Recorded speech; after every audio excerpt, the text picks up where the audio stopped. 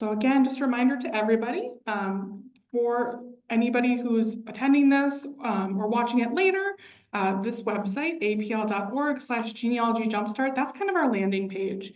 You can find our upcoming sessions and sign up for those. You can find our past handouts on there.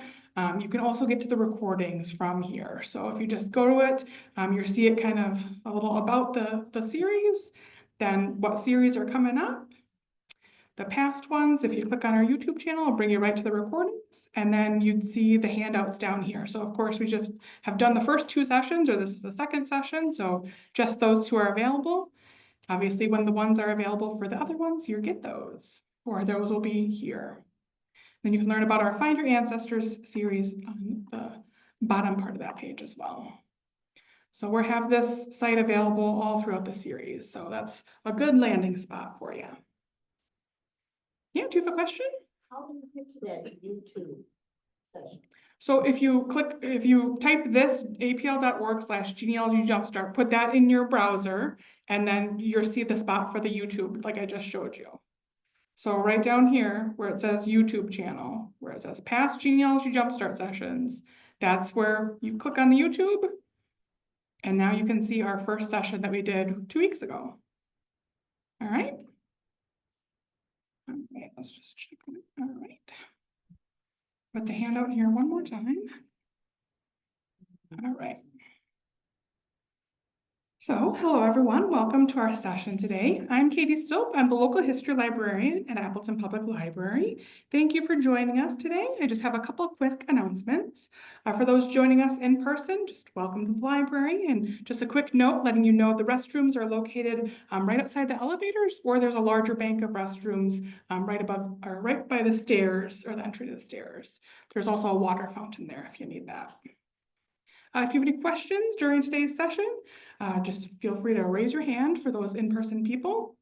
Our virtual folks, you can use the Q&A box, which is located on the bottom of your screen. We've got a couple breaks throughout our session today where I check in to see if you have any questions, but feel free to put those in that Q&A box or raise your hand at any time, and I'll answer those when I'm able to. I've also got a Zoom host, Jennifer, who's having a little difficulties logging in, but hopefully she's made it on, and she'll be sharing the handout link. But again, we've got that static page, the apl.org/genealogy jumpstart, where you can go download the handout if you haven't gotten it yet. We are recording today's session and are have it up on our YouTube channel shortly. But again, you can head there to catch anything that you might have missed. If you aren't familiar with this series, this is our second session. So today we're talking about birth and death records. Our first session was all about getting started in genealogy. So again, you can look at the YouTube channel to catch that recording if you've missed it. We're offering future sessions on select Tuesdays throughout the year. Some months, like this month, we're going to have more than one session. And then other months, we'll just have one session. Our next session will be in 2 weeks. So March 25th, we're going to talk about marriage and divorce records. So feel free to tell others about the series. If you enjoy it, especially, the more the merrier that can attend these or watch the recordings. I'm happy to share it with everybody. You don't even need to be a library user at our library to enjoy the series. We also have another genealogy series called our Find Your Ancestors series. These are offered on the second Saturday of the month at 2 p.m. Central during the school year. So our next session is going to be April 12th. We just had our March one just this past Saturday. So our April 12th session, we're going to welcome Catherine R. Wilson to offer more than 120 tips and sources for finding ancestral photos offline and online. So if you're somebody who is looking for family photos or want more family photos, that might be a great session to check out. And those are also offered in a hybrid format, so you can join us in the library or on Zoom for those as well. Just like our Genealogy Jumpstart, you can also go to our YouTube channel to watch past recordings of the Find Your Ancestors.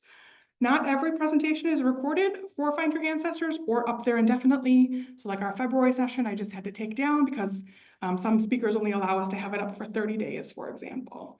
But our March one is up there. You're welcome to catch that if you missed it. We have a ton of other awesome library programs coming up this month, including this Thursday, we're hosting author Angeline Booley, who is our Fox Cities Read selection. So she's going to be here Thursday at 6 o'clock in this community meeting room, talking all about her book, The Firekeeper's Daughter. And then this Saturday, I'm going to be doing a history of the library and how the library got started and all our cool milestones. So that'll be Saturday at 2 p.m. if you'd like to join us. You can look at our future programs that we have coming up or everything else at our events calendar at apl.org. Or if you're in the library, each of the service desks has a printed calendar for the month that you can take a look at that and see what else we have coming up. And then finally, at the end of today's session, we have a survey. So those people who are joining us in person, there's copies of the survey at the back table, or the virtual folks, it'll just pop up in your browser window. If you could just take a minute to let me know what you thought of today's presentation, greatly appreciate it. There's also a spot on there where you can add your email address to be added to our newsletter. That's just for local history and genealogy. So I tell you about our upcoming programs. I offer some tips and tricks about some of our databases or tell you a little bit more about genealogy in those. So I think it's a great thing to have in your inbox every month. All right, so now I'm going to get us started. So again, like I said, we're going to talk about birth and death records today. So birth and death records are considered vital records. So vital records are those records of life events that are kept under governmental authority. So birth, death, and marriage are technically considered vital records. But today we're just going to focus on birth and death. And then in 2 weeks, like I said, on March 25th, we'll talk all about marriage, which is another vital record, and then divorce, which is very closely related to marriage, of course, but is not officially a vital record. So like, for example, this is a death record, and we'll dive deeper into the elements you'd find in a death record and birth record today, and I'll teach you all about how to find them. So first, I'd just like to explain why you might want to research vital records. So vital records are some of the best genealogy sources that you can get because they are original records or original sources. They have primary information and they provide direct evidence usually. So if that sounds weird to you or you're not sure what I'm talking about, we talked a little bit about the types of sources, the types of information, and types of evidence in our first session. So refer back to that first session if you need a refresher, if you missed that. But essentially, what is important to remember is original sources with primary information that provide direct evidence. That is the best kind of source that you can have for your research, and usually the vital records provide that. Vital records also prove relationships between people. So obviously it lists the person that the record is about, some sort of important life event, their birth or their death or their marriage, and then some other relative on that document. So it might list their parents or a spouse or somebody else who is related to that person, providing those connections of the relationships. Of course, we need those names, we need those time periods and those locations in which our ancestors lived in order to do our genealogy. So vital records can provide some of those answers or provide clues to getting this information. And then like last time we talked about our pedigree charts and our family group sheets, which we fill out for our genealogy. Well, the vital records help us fill in those blanks where it lists our ancestors' birthplace and their death place and the dates. So if you're having trouble with, having those blanks in your sheets, vital records are a great go-to resource to help fill in some of those blanks. It also helps, like I said, provide links to those past generations. So for example, a birth record is going to list parents. So if you're looking at your second great-grandmother's birth record, it should have your third great-grandparents on it. So maybe those are names that are unfamiliar to you, but now you have those names and a little bit of information on them, hopefully, to be able to find some more on them. So we're going to dive a little deeper into how you actually research vital records. So each state and each country has completely different dates on when it was legally required to file a vital record. And even before then, even if the date is 1907, people were kind of slow to 100% comply. And you also might find vital records that are filed before that date. So Wisconsin, for example, our legal date is 1907. That's when people were legally required to file a birth, marriage, or death record. But thankfully, for people who are looking for birth records in Wisconsin, the earliest death or birth records date back to 1852. So that's, more than 50 years before it was legally required. Of course, that doesn't mean everybody who was born before 1907 and between 1852 and 1907 is going to be featured in there, but you can always check. And then our earliest death records date back to 1848, which is the same year we became a state. So again, it doesn't mean that you're going to for sure find your great-great-grandmother's birth record from 1855, but I would always check, because even if the date is kind of far off, or 50 years or whatever, off from that legally required date, you still might get lucky. Maybe your ancestors decided to record it or recorded it later. There might also be alternative records if you can't locate an official vital record for your ancestor. So for example, if you can't find a birth record, you might be able to find a baptism record for your ancestor. Or if you can't find a death record, maybe you can find a burial record or an obituary, which would give you some information on their death. If you're researching in international countries, they sometimes call their vital records civil registration. So they don't call it the same. So if you are searching for, Germany or Ireland or somewhere else that's foreign country, you want to be sure to use that term of civil registration. And even before civil registration, of course, just similar to the United States, you would likely find those vital records recorded in some sort of religious record that they might have had. And we will dive a lot deeper into religious records and what records are available in December. So it seems like a way far time off, but we'll get there eventually. But the spot I always recommend people starting with to figure out, okay, when did a vital record start coming into existence in this specific location that I'm looking for? I always start at what's called the Family Search Wiki. So this is a completely free site that you're able to go to. It's just familysearch.org/wiki. It's in your handout for you, or you can just search Family Search Wiki. If you're familiar with the Family Search site, it's kind of a subset of the Family Search site. But from here, you can search by any place, any topic, things like that. So what I would search for in this box would be something like Wisconsin vital records. And now I have a whole page devoted to Wisconsin vital records. So they have pages like this for each state in the United States and each country.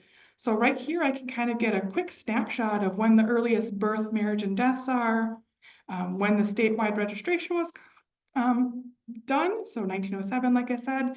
And then this bottom part says general compliance. So even though the births were legally required in 1907, it took about 10 years before everybody 100% complied. So if you have an ancestor between that 10-year period, you might get lucky, you might not. But then you can scroll down further and see some of these links of databases that you're going to be able to find online, where you can search for births for those specific years or deaths for these specific years. And then further down, it's going to give you some more information all about researching specifically these records in that location. So it's going to tell you where you can write offline, for example, or what information you might find, or if there's something like, oh, the courthouse burned in this county, this is what you need to know about these records. So again, they have these for each state and each country. So for example, if I go back up here to the search bar, I can type in Germany. But remember, because Germany is a foreign country, we want to use the phrase civil registration,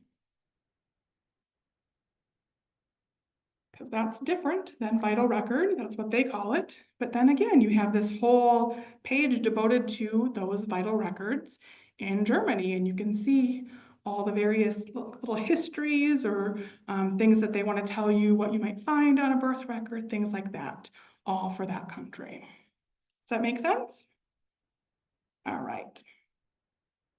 Yeah. Automatically in English? This is automatically in English. This whole page is in English. I'm guessing if you were looking at it in an international location, it would change the language, but it recognizes that we're in the United States and we likely speak English. But yeah, it looks like you can click it in Deutsch, and then if you can read German, look at that, it's in German. So sounds like fun. I would not want to read all that, but glad it does English for us.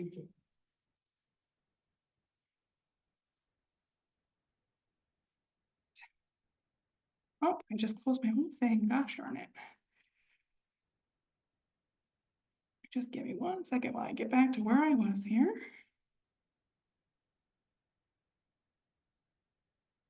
All right, we were right here.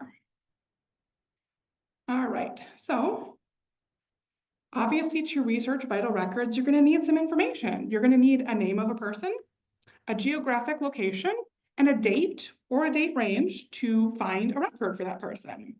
The more specific you are in that information, the better. So if you have their full name, including their middle initial or their middle name, if you have a city or a town and not just the state or the county in the state, if you have an exact birth date or death date, it's going to get you more relevant results and not have to kind of skim through maybe 10 years or 20 years or 30 years of stuff to try to find them. So what I always recommend is starting with what you know about your family, and then that's going to help you move to the unknown. So you start with yourself. I would hope that you know your birth date and where you were born. If not, definitely track down your birth certificate. Then you'd move on to your parents. So when were they born? When did they get married? When did they die? If they are not with us anymore, what are those dates and those places for all of those vital events? Then after you've got that, move on to your grandparents, the same stuff, those birth, marriage, and death, dates and places. So you should know that exact date and location for each of these vital events for each person. But if you don't, try to figure out, okay, who in my family might know, or where could I search to try to find that information and to confirm it with some sort of source. So if I think I know my parents' death dates, where can I confirm that? Can I find their obituary and confirm it and then find that vital record that would go with that death date? So that's kind of how you need to think, is how can I confirm what I already know or think I know? So you're going to find each of those vital records for every one of your direct ancestors, so your parents, your grandparents, great-grandparents, etc. And you're going to use those vital records to get clues about unknown generations or to help fill in your blanks that you might have on that family group sheet or that pedigree chart. You might at some point come into the fact that a record doesn't exist for your direct ancestor. So maybe your great-grandpa didn't have a birth record. I recommend checking their siblings then. So those are called your collateral ancestors because they don't directly relate to you, but they are relatives, of course. So that might give you some clues on that sibling's birth record for maybe where your grandpa was born as well, or who the parents were. So as you start working back, you figure out, okay, what is the spot where I need more information? And that's going to direct you to what vital record you want to try to get. So for example, maybe you don't know when and where your paternal grandfather was born. Well, where could you try to find that information? Feel free to shout it out or type it in the chat. I'm testing you guys. If you don't know, that's okay. That's what I'm here to teach you. See if anybody virtually has an answer for me.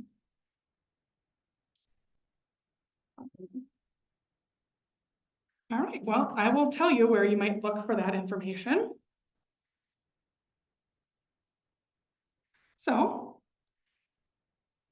just 1 second. Do you have his death record or his obituary? Does it give you a hint there? Does he have a gravestone that might have a date on it? Do you have the marriage record of your grandparents that might give you a clue or an exact date or location? Does your dad's birth record give you a birth location and age of his dad on it? Or what about his siblings' birth records? There are census records, which we're going to talk about this fall in September. Those sometimes give some clues on birth years and locations. Maybe does your sister know or your cousin know? Who can you talk to in your family who might have an idea or could lead you somewhere that you could follow up on that clue that they might have? Like, oh, I think he was born in Wisconsin, or like they were living in Green Bay, I'm pretty sure. So that might be a hint to you to go search the birth records in Green Bay. There's a lot more other places that you can look for clues, but this is, just a little snapshot of some of the things that you might want to think about as you start having those holes and how to find that information. So in doing your research, you might find that unknown information, maybe this clue leads you to that birth record. Maybe you'll find enough clues to lead you to that specific place, that specific time period or specific date to then find that birth record. Or maybe you just need to do a little bit more digging, a little bit more research until you can find that point where you have a more concrete information where you can then figure out where the records are. But once you do find that birth record for him, Besides that date and location, it's going to have the name of his parents on it, who maybe you didn't know up until this point. So now you have a whole nother generation that you can start the process over again of looking for clues and finding the records to confirm what information you find in those clues or fill in those blanks that you might have. So where you go to research vital records, we'll talk about some online resources in a little bit. But in the United States, many vital records are going to be held locally through local or county departments, such as a Register of Deeds office or a clerk of courts. So like I mentioned earlier in our talk, they're all kind of under a governmental authority. So these offices might be at a county level, or it might be at a city, town, or village level. We really want that location as specifically as possible because that's going to determine where we're going to search for. If you just have the location of Illinois and you don't know what county or what city in Illinois, that's a pretty wide net. You want to try to narrow it down as much as you can to a specific county, if at all possible. And the name of that location that you're going to go search at is going to depending on the state and the location, because every state's different, every country is different on what they call it. So we in Wisconsin call it a Register of Deeds office. Other states might call it a clerk of courts or something else. Some states also have a statewide office where you can get copies of vital records. So for example, in Wisconsin, we have the Wisconsin Vital Records Office, which they operate through the Department of Health Services. It's a location in Madison where you can go get birth, marriage, and death records from all around the state in Madison.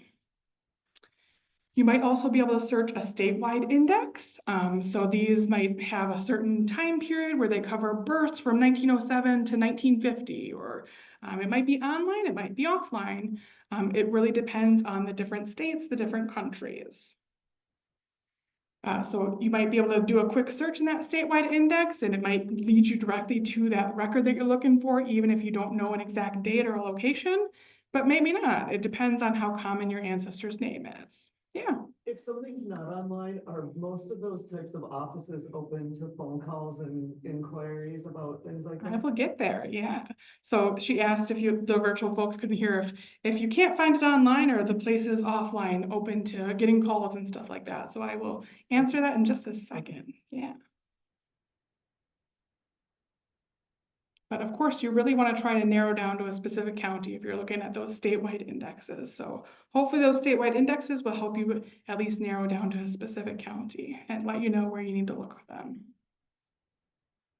Some states also might have sent copies of their very historic records to another repository. So something like the State Historical Society of Iowa or the Wisconsin Historical Society, they might have a certain subset of historic records. So for example, I know in Wisconsin, anything before 1907, they also have copies of it at the Wisconsin Historical Society. And of course, again, the years of those historic records are going to vary depending on the specific location. Might not always include every single county. It depends. Again, every state's different. Every country is different. That's why I always recommend starting with that Family Search Wiki that I showed you a few minutes ago, because it's going to lead you to where the sources are, what's available online, and how to get started. So, like I mentioned, some locations have put some records or indexes of records online, but of course, not everything is online. It would be too easy that way.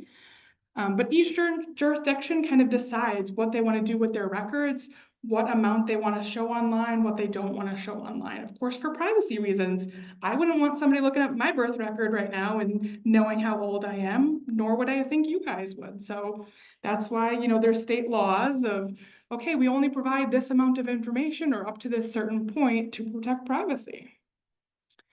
Of course, all those indexes we might find could lead you to the existence of a record and may give you some really great information like that birth date or the parents' names. But you still want to follow up and get the actual record if you're able to, and that record might be offline. Those indexes might be only offline, or again, some years might be online, some years might be offline. So again, every location's different. And you'll see that once we dive into the live demos and I show you some of the websites and what's available online for certain areas. But just quickly, I wanted to point out the difference between an index and a record and why it's so important to get the actual record. So this is a record for my fourth great grandfather. This is the Iowa Death Records Index from 1904 to 1951. So I can see his name right here. I can see he's male. I can see his age, an approximate birth year, his father's and mother's name. I can see his death and what date and location. And then it gives me a document number. Great information if I don't know who his parents are or when he died or when he was born. But the record's going to have a lot more information than that. So I dug a little deeper, and this is what I found. I found the record. And all of these orange arrows you see is information that is not in the index that is on the record. So I can see a specific city where he died and what, the exact address was. Maybe that's where he lived. I can see his exact date of birth, a more exact age than just 86, his marital status, his birthplace of the father and the mother, his occupation, who provided the information, which is called an informant, and I can see it's his son and where his son is living. I can see an exact time of death, what he died from, who the doctor was that he saw, where he's buried, and what date he's buried. So a lot of really great information that is not included in that index that now that I got the record is so much more rich in detail. So that's why I always recommend still following up to get that record. Yes, because the index had a number, a record number. Yep, so you can see this record number up here relates to the record number that was in the index, and I'll show you in a little bit too where you can look to see where records might be on Family Search and on Ancestry and a couple of the other sites where they might have indexes and they might have actual image records too. Any questions so far from our in-person or virtual folks? Let me take a peek here. Family Search Wiki, if I'm looking for a birth about 1908 to 1910 in Missouri, and I've already searched Missouri vital records, would Wiki have anything I already could not find? It's worth a shot. You might see if there's other indexes that you haven't known about on the Family Search Wiki. Again, not everything is online, so you might need to follow up offline to see what's available for that specific location and time period. Where did you see where they're buried? So it's on the record here. Let me go back. So right down here towards the bottom, it says, it just gives a specific town, but then from that I can go search on what's called Find a Grave, which we'll talk all about cemetery records in April, if I remember correctly. And I'll show you all about Find a Grave and how you can find cemeteries and all that cool stuff. But this at least gives me a clue of where he's buried, and Newburgh isn't very big, so I was easily able to find his cemetery. All right, see if there's another question here. What and where do I find the document from the document number? So I will show you later when we go to Family Search where you can find all the indexes and all the images that are available for the different states and different countries. You can even find it without that document number. If a person died in Germany but now Poland, where do I search? So I will show you some on Family Search. There's a lot of international records. I would start in Germany because that's where that location was at the time of the death. So they're going to be under German records. All right.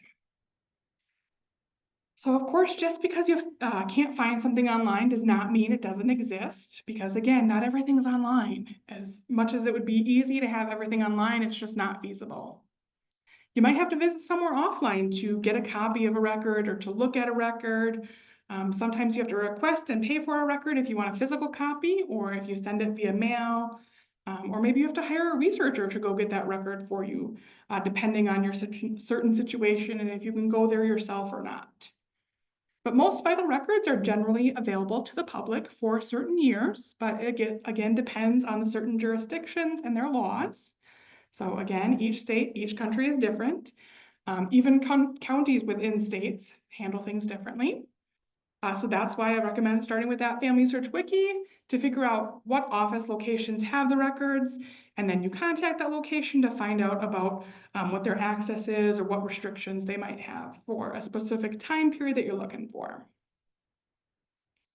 So, for example, some places might only allow access if it's been more than 50 years since the death happened, unless you can prove your immediate family Or maybe they're just going to restrict certain details like their cause of death or their residence because, again, privacy reasons. Others might have their records freely available for you to search. You just might need to make an appointment with them, or they require you to give them your ID and fill out a researcher form, just letting them know who you are and what you're searching.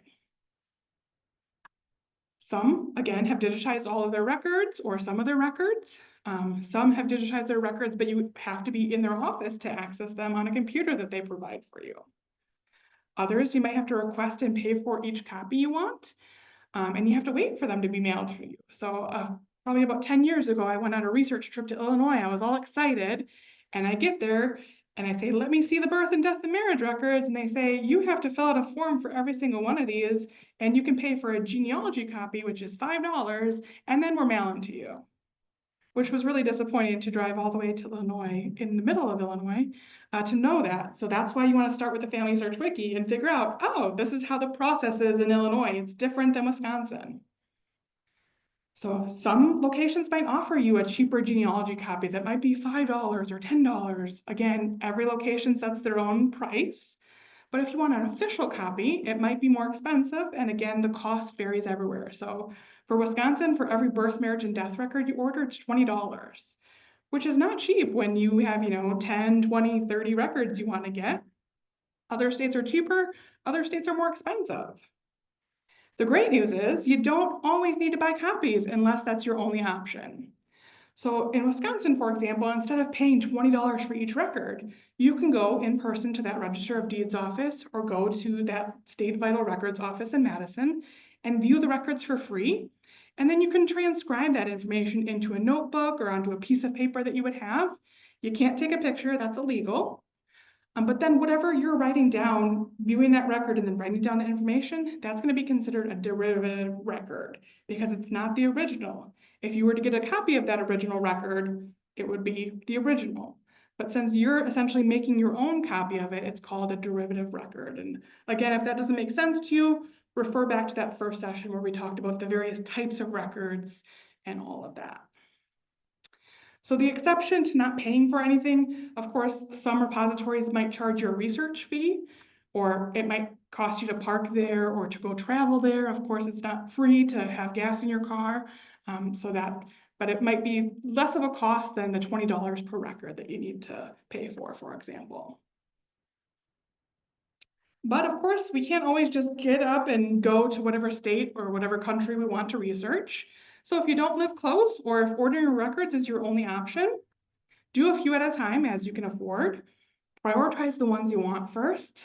Look for other free records or records that might already be included in your genealogy subscription, or what other alternative records there are in the meantime. So maybe you just have that index for now for that death, and then in a couple months when you can afford to pay that record fee for Ohio or whatever it is, you can order it and pay for it and get that original one. You also want to make sure you're going to write and pay to the right place because you won't get a refund. So a year or two ago, I wrote for a death record for a great-grand aunt, and I wrote to DuPage County instead of Will County, and it was like $17 that I didn't get back because I was in a rush and trying to get it off, and I want to get this in the mail before the mail comes. So, make sure you know exactly what county you're writing to and it's the right county, especially like us in Appleton, we're kind of a tri-county area. It can be one county or it could be another, or it could be the third. So you need to know exactly where you're researching and where you're writing. If you aren't sure it's the right place, I would recommend contacting somebody local. So always start with the library. I say that even as a genealogist and not a librarian for just a second.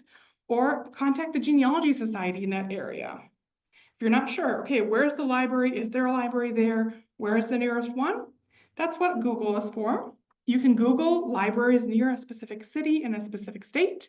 Same with the Genealogy Society. You can put Genealogy Society near Green Bay, Wisconsin, or ask at the local library. If you're not very tech savvy and that sounds difficult to you, you can, of course, contact us at APL or come in here and ask us and we will look up the phone number for you. But I just want to show you quick how you can easily do this. So like I said, you can type in libraries near, let's say, Green Bay. Wisconsin. And now right here, it's going to show, oh, there's a Brown County Central Library, there's a Brown County East branch, there's a Crest branch, and it's going to show me a little map here of all the different library locations. So now I can click on it and get more information like their address and their phone number. And now I can contact them and say, hey, how do I get records for this area? Or what's the local genealogy society in your area? And they'll give me that information. It's just that simple. There also might be multiple ways to get the same record. So cost and restrictions are going to depending on where you're getting it, what website you might use. But for example, if I'm looking for an Appleton 1900 birth record, I can get it from multiple places. If I want to look online, I can get it on the Ancestry website. So there's a paid version of that, or there's a library version of it. So the library edition, I would just have to come into the library to use it, completely free. I can download and print a copy. We're going to charge you 15 cents to print that copy, or you can download it for free on your own device. Or if you don't want to come into the library and you have your own paid Ancestry subscription, just the cost of the subscription, you can look up those early Wisconsin records and download or print a copy. If I didn't have that and I want to research offline, I could go to the Outagamie County Register of Deeds office in Appleton. Again, I can look it up for free and transcribe it for free, or I have to pay $20 if I want an actual copy that's an exact copy of that record. There's also in Green Bay, there's the UW Green Bay Area Research Center, which has some pre-1907 vital records for Outagamie County. So I can go look that up for free. I have to pay to print it there or pay for parking on campus or driving, of course, if I'm driving from a distance. But a cheap alternative to that $20. Or I could plan a trip and go to the Wisconsin Historical Society Library in Madison. Again, free to look up, but you got to pay to print it, you got to pay to park, you got to pay to drive there. Or the last place is, again, in Madison, the Wisconsin Vital Records Office. Again, I can look it up for free there. I do need an appointment. Or I can pay $20 there to purchase a copy either by writing to them or going there in person and paying that $20. So again, there might be multiple ways to get the same exact record and multiple costs involved depending on where you're getting it from. So for every researcher, it's going to be important for you personally to determine where's the best place for me to get it, depending on the access limitations, what your research goals are, what your budget is, what your willingness to travel is or to hire a researcher. So think about, okay, do I have 10 records to look up in 10 different Wisconsin counties? Well, it might make more sense, financially for you to make a trip to Madison to go to that Vital Records office instead of driving all around the state or ordering records through the postal mail at $20 a piece.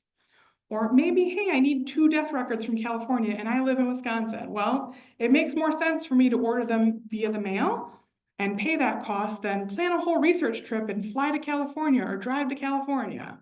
Or maybe I can find an alternative record like an obituary instead of their death record for now until I can get that money to buy that death record. Sometimes you might even be able to find a volunteer who, hey, I'm already going to this Register of Deeds office. If you have anything to look up there, I can do a couple quick lookups for you and write down the information and send it to you. So there are some places that do free lookups on occasion. Also, you want to be aware that the laws change. So just because something you have access to 10 or 15 years ago or 5 or 10 years ago doesn't mean it's always going to be accessible now or will be in the future. So when I first started genealogy 20 years ago, I was able to look at the causes of death of all of my ancestors, their residences and all that stuff, even my great-grandparents who died in the 90s.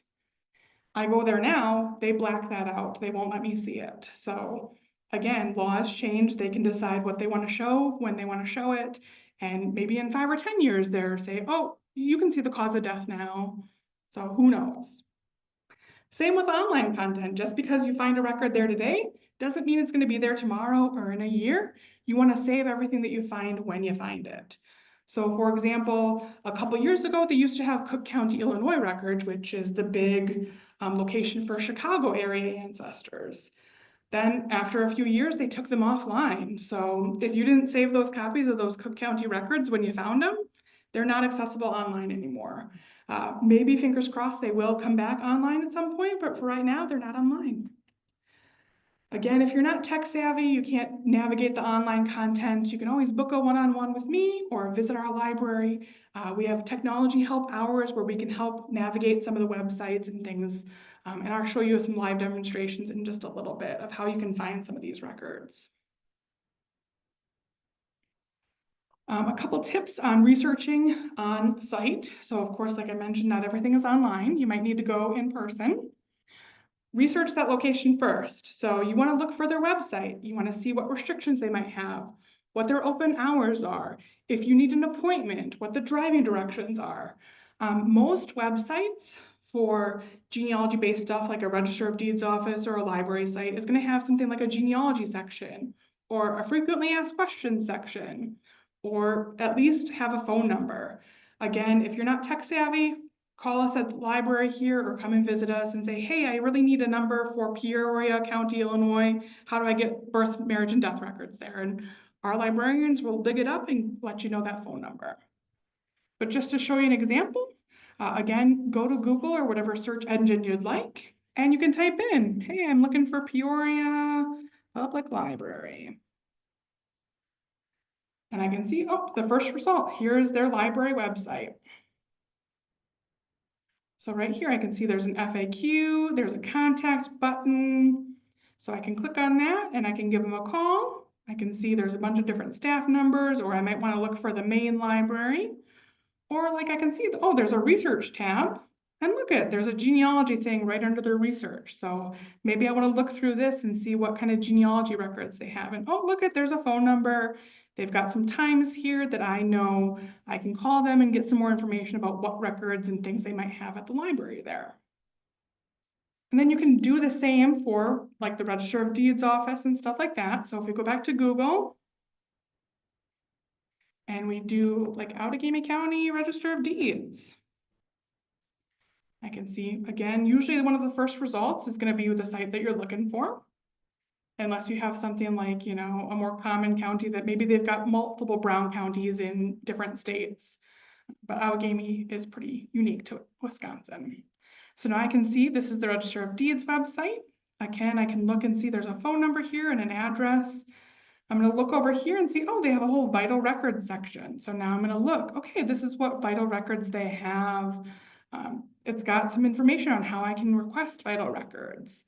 Also over here on the left is a genealogy section. So if I know I'm doing genealogy, it says, oh, hey, you can reserve a 3-hour time slot and you have to be one of 2 people because we only allow 2 people at the same time. So here's the information that you need to know before you start to go there.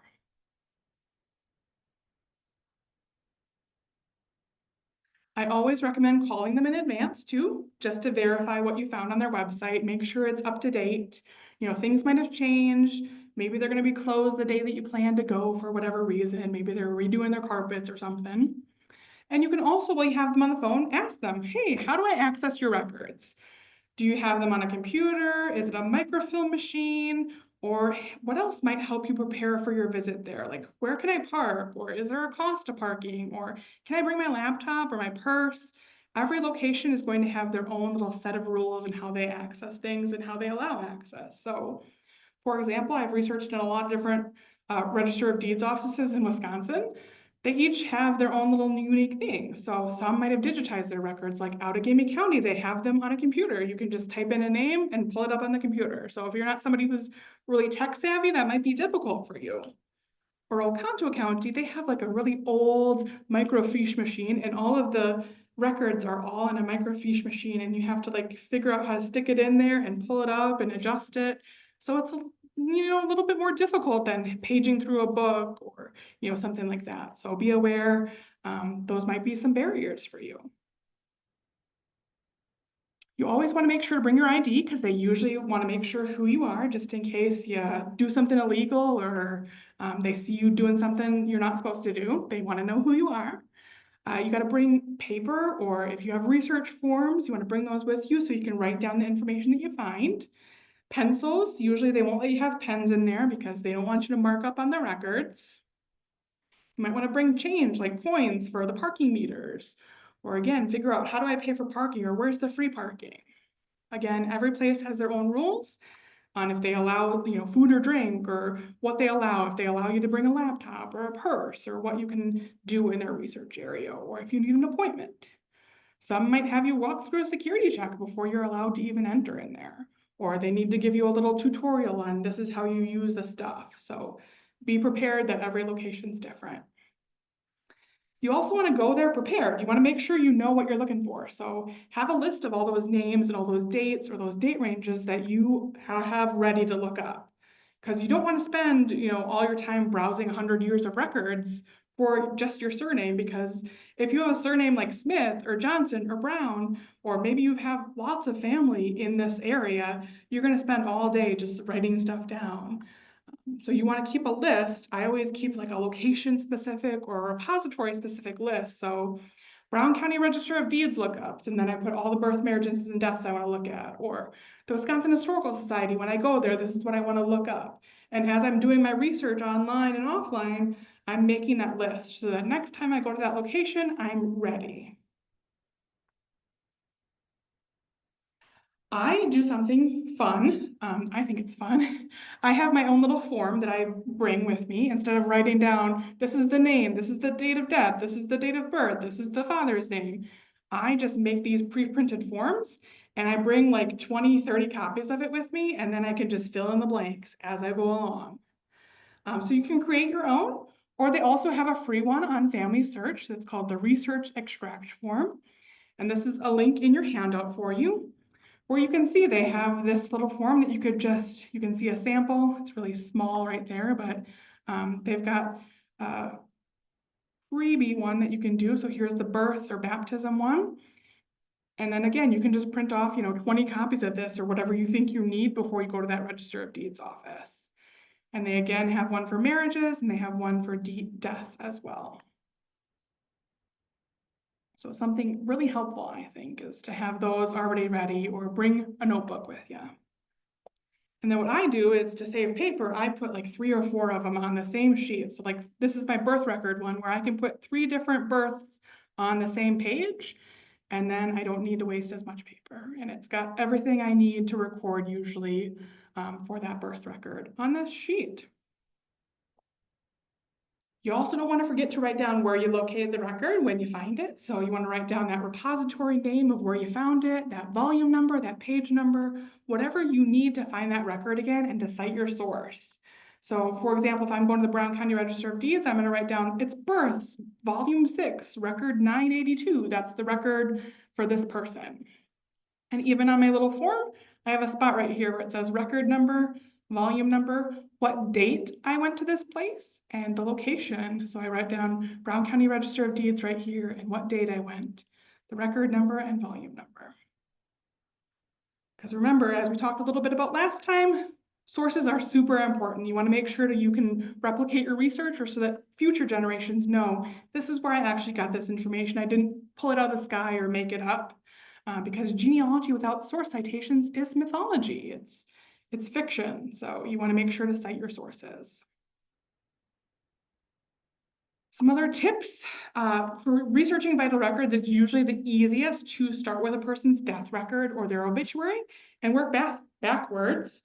Because of course their death record or their obituary is going to give you clues to their birth date, birth location, their parents, their spouse's name, whereas that birth record is not going to give you clues on their death date and death location. You don't know when you're going to die when you're born, so you want to kind of start backwards and work your way back. Just remember though, the information that you find on that death record or that obituary or that tombstone is going to be given by somebody other than the person. So we call that the informant. So you got to remember that information might not be 100% correct, because it depends on who that informant is, what their relationship is to that person, what they know. Even if they're closely related, they might get details wrong. For example, like when my grandpa died, they got the spelling of his mother's maiden name wrong. It's just, in that stressful situation of all of a sudden this person just died, like, all right, I think that's the spelling. You're not going to go double check it because you're worried about other things, right? Or maybe they just happened to get the birth location wrong because they weren't quite sure, and just in the moment they had to finish filling out that form. So Just always verify what you find on those death records and realize it's kind of a clue to get you to the other resources that are going to prove that information or disprove it.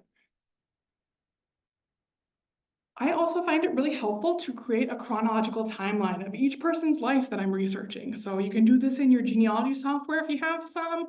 There's family tree building sites, which we'll talk a little bit more about in a couple months. You can create your own spreadsheet, or you can just write it down in a notebook. You know, whatever method is going to work for you, it's going to be different for every single person. So me, I'm super tech savvy. I might do something in my family tree building site, or I might do a spreadsheet. Whereas somebody else who's like, ooh, I don't really love computers, I'm just going to write it down in a notebook. Whatever your style is, you go for it. But whenever you find a source for that person, you want to plug in that information on that timeline. So you want when, as complete of a date as possible. You want where, a location as specific as possible, and what that event was, plus your source citation. So for example, I might write in Levi Scott's timeline, I might write his death record on May 11th of 1923 in Breed, Wisconsin. Then my source is, I located his death record in the Oconto County Register of Deeds office. I could of course list his volume and page number if I'm doing a good source citation, but just for example purposes, I didn't go look that up again. Then I might put, oh, in the 1920 census, he was enumerated in Breed, Wisconsin in January of 1920, and my source is the Ancestry.com 1920 US Census collection. And I might put like a more specific page number or something else, again, that I could go find that record again. So you can find family trees or create little timelines on the Family Search family tree or Ancestry. So they have little timelines built into their websites. So for example, this is the Family Search family tree one. It's going to ask me to sign in quick.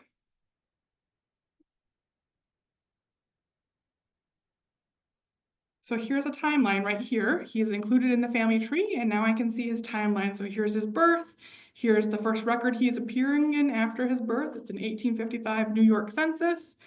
Then they don't have anything on him until 1870 when he's in the census again, 1877 when he gets married, et cetera, et cetera. So every little detail we've got in his timeline here based on the records that have been attached to him. And it even comes with a cool map on Family Search where you can zoom in to see all the locations. He really liked Wisconsin because he was all around Wisconsin. And then Ancestry also has a timeline built in here. So this is linking directly to my tree where I show you. I've got a timeline here. I've got his name, I've got his birth, I've got residence, I've got, you know, information on his siblings in here, where else he's living, all this kind of stuff that I personally add to his little timeline page every time I find a source or want to document that information in here. We'll dive a little bit deeper into building trees and using trees online in our May session. But just a quick note that you can build an Ancestry tree even if you don't have the paid subscription of Ancestry. But you can't build a tree in the library edition. So if you do want to use the library edition, unfortunately, you can't build a tree. You can look at other people's trees, and we'll dive into that a little bit deeper in a couple months. But I always recommend using those online trees that you might find to locate those clues and those names for your ancestors. So again, maybe that sister or cousin doesn't know the birth location of your great-grandparent, but maybe somebody online has a family tree that has that information on that you can say, okay, let's see what their source was. And if they don't have a source, all right, it at least gives me that time and that date. Now let me go see if I can find a source for it because that other person didn't for some reason.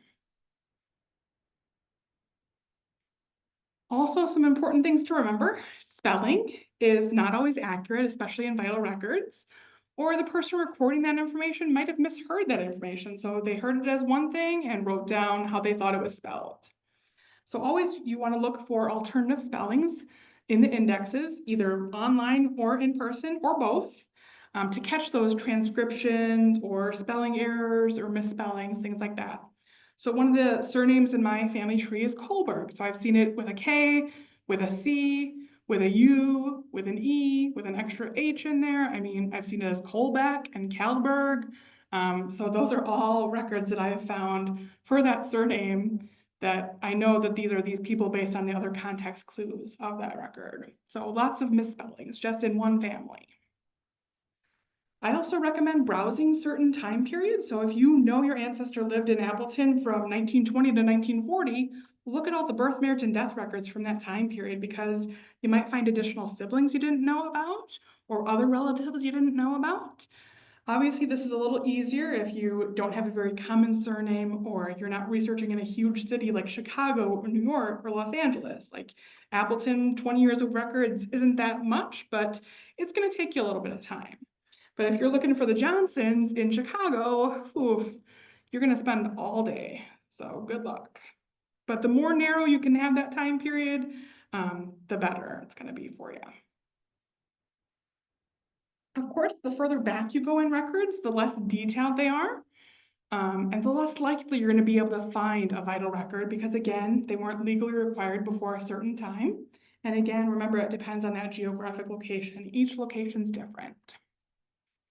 One other tip, if you can't find a vital record somewhere, you might want to check some surrounding counties or sometimes a parent county. So counties are usually born from a different county. Boundaries change throughout the years. So one great resource we have for you through the library is called Heritage Quest. They have a census map guide on here, so it's completely free for anybody who lives in Wisconsin. If you're out of state, for our virtual folks, I would check your local library to see if you have access to Heritage Quest, or there's a great book by Dollarhide and Thorndale called The Map Guide to the U.S. Federal Censuses from 1790 to 1920. That's the physical version of this map guide. So I will show you how to get there. Of course, anybody who's in the Appleton area is going to start at our website, apl.org. We're going to go out to the e-library. This is all of our databases that we have. We're going to narrow it down to genealogy, so it makes it easier for us. And then I'm going to go down to the H's and find Heritage Quest. Then from here, they make it pretty easy, because right here, the second item down is the Census Map Guide. So from here, I can see all the United States, and I can click on a specific state. So say I'm researching in Nebraska. Now I can see Nebraska in 1860. All the black is what it is at 1860. The white lines are what it was, or what it currently is. So then maybe my ancestors lived here in 1885. And now I can see how the boundaries changed, and maybe look at Brown County, now it's separated into Brown and Rock County. Well, if I knew my ancestors were in Rock County, what it is now, I know I need to go search in the Brown County records, actually. So this will help you see what the boundaries were at a specific time period. And you can, again, do this for every single state. And again, this is just like a scan of the actual Dollarhide and Thorndale book. If you would see that physical book, this is exactly this book. So they just make it easier by digitizing it online for us.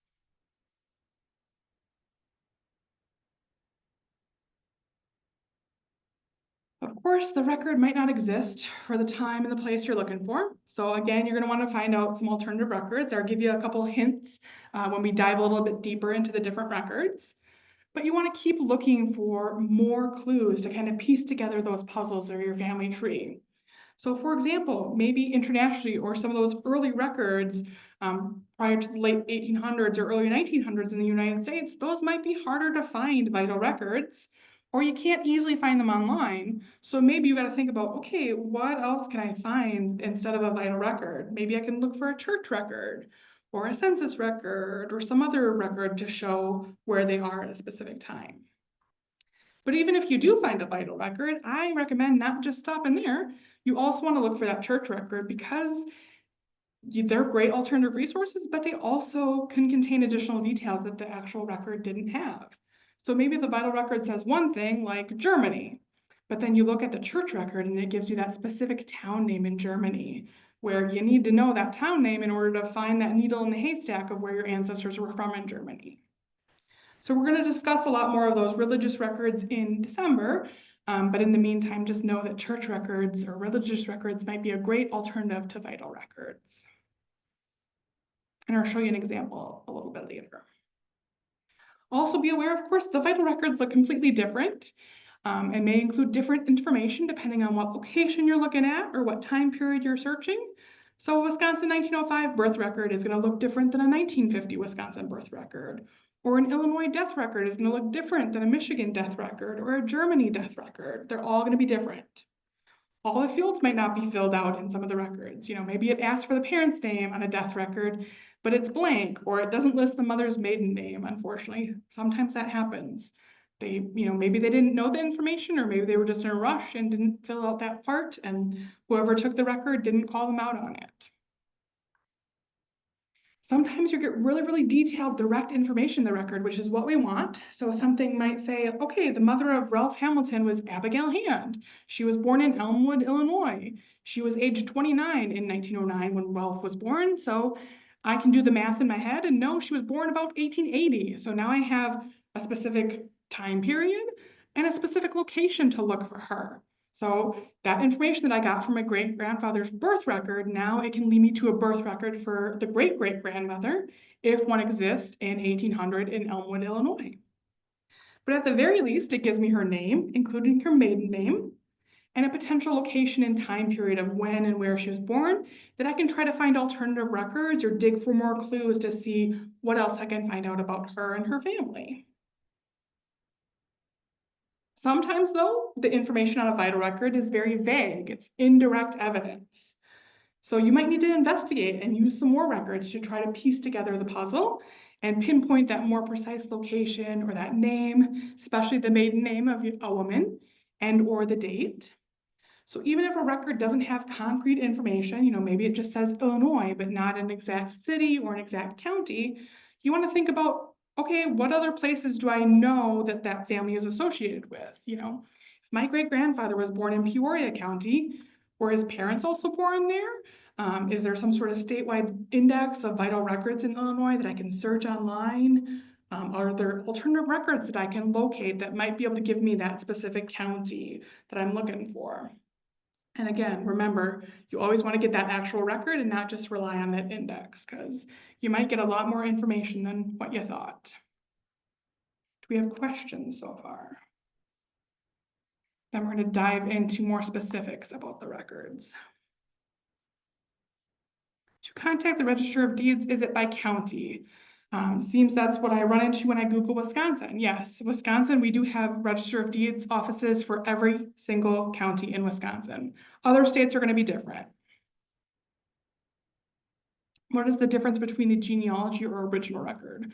Genealogy is just the study of families. An original record is going to be something like a vital record, which we're going to look at.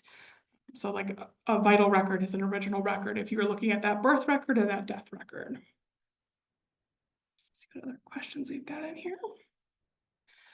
I cannot find my grandmother's birth certificate. Tried Milwaukee Vital Statistics, was returned from state with no information. She was born in April 1897 on Oneida Reservation. I did find her listed in a baptismal record at Holy Apostles Church in Oneida.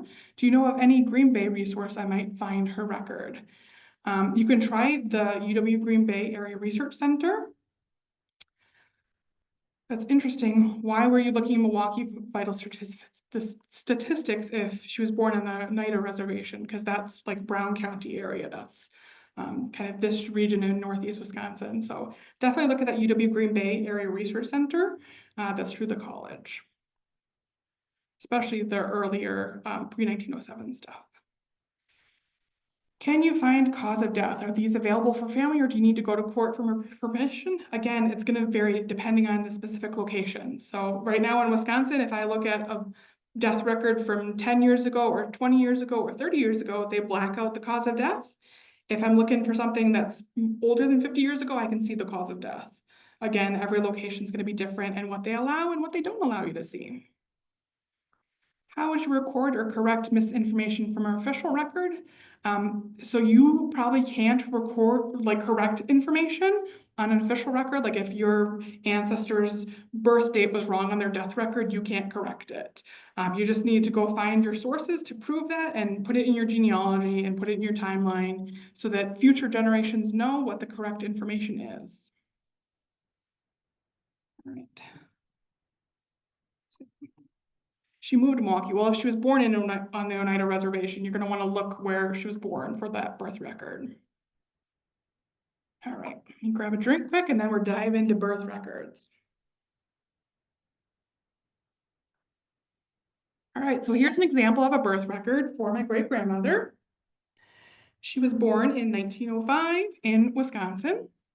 So you can see kind of what a 1905 Wisconsin record looks like. And I found it right online on Ancestry Library Edition completely for free from the library. And I'll show you in a little bit how to actually find that on Ancestry Library Edition. So first, we'll talk a little bit about birth records. So typically, the information on a birth record is going to be given by one of the parents of the child, a medical professional like a midwife or a doctor who would have been at that birth, or some other witness who was at that birth. Usually they record these shortly after the birth happens, but sometimes there's something called a delayed birth record. So these are records that are usually filed a significantly longer period of time after the birth, sometimes years later. So for example, there was a really big boom in delayed birth records after 1935 because everybody wanted to get Social Security and they had to prove when they were born and that they were of age to get Social Security. So you're going to see a lot of delayed birth records from that time period. To get a delayed birth record, a person would have had to provide the proof of their name, the proof of their birth date, their birth location, and their parents' name. So they usually would have had to provide several records or affidavits from people. So they might have said, okay, here's a census record showing my birth year or my parents, or here's a Bible record from our family, or the affidavit of my mom, or the midwife who attended my birth, or my neighbor, or some other relative who can speak with, authority that this is when this person was born and all the information is correct. If your ancestor is somebody who does have a delayed birth record, be aware that sometimes locations will file them separately from the regular birth records. So if you look in the regular birth records and don't find your ancestor, ask them, do you have delayed birth records? And see if your ancestor is in those delayed birth records. Otherwise, you might miss them. Some records also will tell you specifically when that record was filed and who filed that record. So now you know, okay, it was actually 5 days after the birth or 20 days after the birth or 3 months later. So you know, kind of the closer to the birth date, the more accurate it should be because, obviously if 3 years go by before the birth record's recorded, maybe that person who's recording it, their memory might be a little fuzzy. So there's going to be two main types of birth records. There's a birth certificate that most of us know, and a birth register. So a certificate, essentially one person per form. It's a form issued by the state or the county, and again, one person per form. A register then is going to be listing a lot of births that occur over a certain period of time, usually like days or months, depending on how large of a location it is. So it's lots of births listed on this register page, and it's usually spread over 2 different pages. So you want to make sure to have both pages. The registers are also a little bit more prone to error because there might have been a longer period of time before they were recorded because maybe the midwife waited until she had 20 births before she went down to the courthouse and recorded them. Especially if it's in a rural area or was during winter months and travel is more difficult during that time, she might have waited before recording those. There could also be a certificate and a register style for the same person in that same birth, but they each might have a little different information, and I'm going to show you an example of that in just a second. But usually it boils down to there's a difference in a state record versus the county or local record, and that's why there's 2 different versions of the same person's birth. So some information that you can typically find on a birth record, but I say typically because not every detail is on every record. Every jurisdiction and time period is going to be extremely different on the level of details that they have, and it depends on who's filing the record and what information they know. But usually you're going to find that child's date of birth, that place of birth, their sex and their race, the child's name, of course, the mother's first name, possibly their maiden name, not always, the father's name, the parents' residence, so where they were living, maybe it's just the county or the city, and not a specific residence. Sometimes it'll give an occupation. Obviously, those older records usually only list the fathers because older records, usually women aren't working outside of the home. And then sometimes you get that age and birthplace for the parents. And again, some of those older records might only ask for the father because at that time, they just thought the father was more important, I guess. So some additional details you might find on a birth record, though, might include the time of birth, a birth order, like they were the first child or the second child or the third child, the number of children that were born to that mother, and sometimes even the number of children that were still living. So this might even include sometimes names of siblings. Like if you paid attention to that birth record of my great grandma that we saw at the beginning, it listed all the names of her siblings, which is cool because then I could make sure I had all of them. So make sure you have all of them. And then for those who maybe died shortly after birth, now you know, hey, there was more kids in there, and maybe you only found a death record or a baptism record for those kids that died early. Usually in like a church record, you might find it with a cross indicating that they died. Sometimes they have a date on there, but we'll see that in some examples later when we look at church records. But sometimes it might also have if that person was a twin or a triplet or quadruplet or whatever. It might indicate if it was a legitimate birth or not. And in this terminology, they say legitimate means if the parents are married or not when that child is born. And then sometimes you might find who reported the birth and the date it was recorded or filed. But again, remember, any record can contain errors. You always want to be sure to find multiple sources for each fact, even on an official record like a birth record. So here's an example of a certificate format. So you can see right away, oh, the name of the child is missing. Well, that's fun.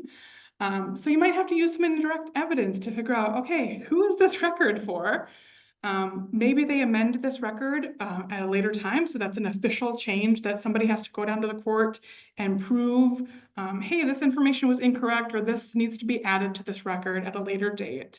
And then they might have that in a different color pen or have a stamp that says amended on specific date. But this one, I can see there's the sex, there's the race. He's the fourth child born to the mother. This is his date of birth, the place of birth, so I have an exact address. Where the mom's living, I have the same address. Great, she didn't have to go far to give birth. I've got a place of birth for the father and the mother, and age is over here. I've got that full name of the mom, including her maiden name. And actually, that's her married name, and then below that, it has her maiden name below. And then the full name of the father, and then what his occupation was.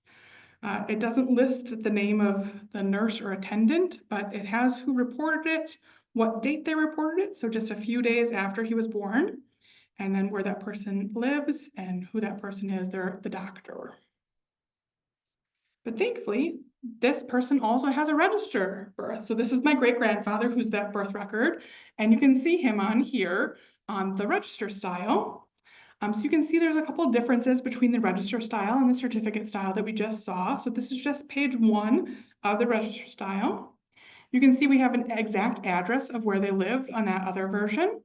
This one doesn't list an exact address. You can see the first name is on this one. I actually know it's my great-grandpa. It's got different registration dates. So this one's actually July 13th because I have to go down and see, oh, it's the same date as this one that they recorded all the way up there. So it's a little bit later than the other one that was recorded. Maybe they didn't have his name decided by the time they recorded the certificate one, and now they have an official name. They've got more specific locations for the births of the parents on the certificate version. You can see here it says nationality and birthplace of the father. It just lists Illinois on this one, whereas the other one had a more specific location. So I get some of the same details in this one, like his name, sex, what order he was, race, date of birth, location of birth, father's age, birth location.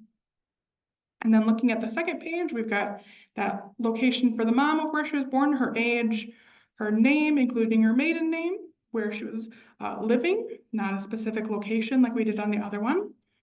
Full name of the father, occupation, and then again, that medical attendant who was there. One thing I want to point out is this medical attendant one. You don't want to ignore those because they might be relatives. So another ancestor of mine, I happened to notice that Sarah Wheeler kept coming up in all of these register records that she was like the person attending all these births. Well, she was the town midwife. And then I learned actually she was also the paternal great-grandmother of one of my ancestors. So you never know. She happened to attend the birth of her own granddaughter. So how cool is that? And then I've got an example of an international one because yes, you can find international birth records. And yes, I found this on Ancestry Library Edition completely for free. And this is a German birth record. So I can't read German. I don't know about you guys, but I can see essentially what's here. And the name of my ancestor is here, and make out a little bit like that's July. I can tell that. Or I can get help translating some certain things by somebody who might speak German. But one important thing I don't want you to remember is to copy down the full page and the headings and maybe zoom in a little bit so that you know what information is in each box, because maybe your ancestors is like the fourth or the fifth one down or at the bottom of the page. You don't want to just copy their part. You want to make sure you have the headings too so that you know what information goes with what box. And this is just the first part of that record. So we've got a second part of the record that, again, you want to make sure to copy those headings and copy that section. And maybe even the sections above, because maybe they have like ditto marks here and I want to see what it said for the third person above him to see what the ditto marks mean. Also, just a couple quick tips for transcribing and translating those international records. If you find it online, it's helpful if you zoom in on each specific box and take a screenshot of it to try to read it better or to try to transcribe and translate it. Of course, remember when you're transcribing it and translating it, that's going to be a derivative record because that's you creating it. You could have an error in translation or transcribing it. Maybe you thought it said a K and it was an S. And again, sometimes they use those ditto marks, so look at all the entries above it. I always keep a whole page of that record and then more specifically zoomed in parts of that record of my ancestor. So I have the full page plus zoomed in parts. So where might you locate those birth records? Again, you want to figure out where your ancestor was born as specifically as possible, the county, the city, the town. You can find some clues in other records usually, like their death record might give you a clue, their obituary. Again, remember those aren't 100% accurate because we have an informant. That person's not writing their own obituary usually. Maybe their marriage record or their military record or a church record is going to give me some clues. Or maybe the census, it might give a broader location like Wisconsin or Germany, but that at least narrows it down. Sometimes they also have state censuses, which we'll talk about in a couple months when we talk about census records. But sometimes that gives you a county of where that person was born within that state. But what if you don't have that county or that city name? Again, keep searching for those clues. So last time I showed you the ultimate record checklist where you can look at all these different sources and see, okay, have I found my ancestor in this source? If I haven't, I need to go see if I can find it and see if that's going to give me the clues that I need to find a record. And again, don't forget those collateral ancestors, because maybe there's not a birth record for your great-grandfather, but there is for 3 of his siblings, and they have locations and more specific information that could help you. Of course, again, you need to know when your ancestor was born, as close to a full date as possible. Even a year or range of years is going to be better than nothing. So again, you want to look for clues in other records, like if you can find your ancestor in the 1900 census, it gives a month and a year of birth of every person. Might be a little off, like it might be off a year or two. Like if you ask me how old I am, I have to think about it now. Just like your ancestors, they're not going to immediately know, oh, I'm 42 or I'm 56. Like they have to think about it in their head, or maybe it was somebody else giving that information and not specifically them, and they thought, oh, that's how old that person was. Like I couldn't tell you how old my brother is right now without doing the math in my head and thinking about it for a minute. So be aware that they might be a little off on some things. Or maybe on their death record or their tombstone, it lists an age at their death, like they're 89 years old and 6 months and 32 days. 32 days wouldn't be, 23 days. So you can take that age at death and use a little age calculator to try to get a more exact birth date. Or maybe you have an age at a different event, like how old they were when they got married or when their child was born, and you can do a little math to try to figure out a range. I always like to add a year or two, just to kind of give myself a little bit of wiggle room, just in case they were off on their ages, and search and see what I can find based on that range of time. You also want to find out, of course, when that state or country began recording those vital records and where those records are held, again, usually at that city or county level, or the state level if you want to start with the state. Again, not common to have birth records before the 19th century, or sometimes into the early 20th century, depending on the location. Before then, it's more typical to find those baptism records and church records. The exception being New England states. So they have the earliest birth registers ever, dating all the way back to the 1600s. So if you have family that you're researching far, far back in New England, you might get lucky with some birth records there. But again, just like I mentioned earlier, even if it didn't legally require them to register that birth at that time, still check because they might have that delayed birth and you might get lucky. Then you got to figure out, okay, are the records online or are they only offline? Well, if they're offline, what repository holds those records and how can I get that copy of that record? You also might want to look for alternative records if you can't find that birth record. So baptism records, maybe there's a birth announcement in the newspaper. Maybe there's a family Bible. Maybe they have other records that has their birth information in it, like their marriage record or their death record or the gravestone. Again, maybe they have that year or the exact date, or they have the age that they died, and you can kind of calculate that approximate date of birth. Again, the census, you're not going to get an exact date, but better than nothing. There's also something called the Social Security Death Index, which we'll talk about in a little bit when we talk a little bit more about death records. But those are typically for people born after 1934 that you're going to find them in there. Maybe their obituary, of course, again, they aren't writing it, not 100% accurate. So you want to find some more clues and some more sources. If it's a male, they also have draft registration cards for the military, or they might have pension files that they served. So when we talk about military records at some point, we'll dive into how to look at those, but those sometimes contain birth information on them. Again, this isn't a complete list of all the places you can find birth information, but at least gives you a place to start. Just wanted to note adoptees quickly. So the availability of adoption records is going to vary depending on the location, time period you're researching. Some places are open records, some are closed records. It depends if the adoption was legally done. Sometimes it wasn't. You want to start with that Family Search Wiki, see what the availability of records is in that specific location where that adoptee was born. And we also have a couple books at the library. I have them on the back table for you people in person that help you on navigating some adoption research. So for those virtual folks, I would just search for some of the adoption books that they have available that will help guide you a little bit easier into navigating adoption research. Questions so far before we move on to death records?